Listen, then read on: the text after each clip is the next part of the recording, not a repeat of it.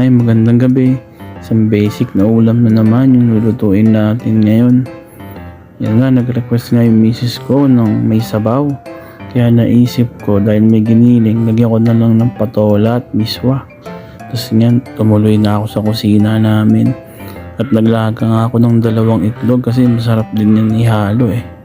Tapos yan, nagkisa na ako ng sibuyas, bawang, kamatis.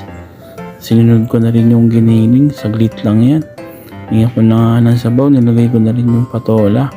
At yan nga, susunod ko na yung miswa. Hindi ko na ilalahat yan kasi napakarami. 2 lang naman kaming kakain yan eh. Okay na yan. Yan, hinati ko lang dahil pag di mo hinati yan, mamumuo yan eh.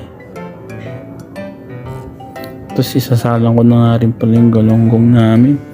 Minsanan nga lang kaming kumain ng galunggong kasi may kamahalan nga yan. Pero napakasulit naman dahil masarap talaga yung isda na yan. Lalo pagka malutong yung pagkaprito. Tapos ito na nga yung finished product nung sinabuhan kong miswa, patola. May giniling. Okay naman, mukhang masarap.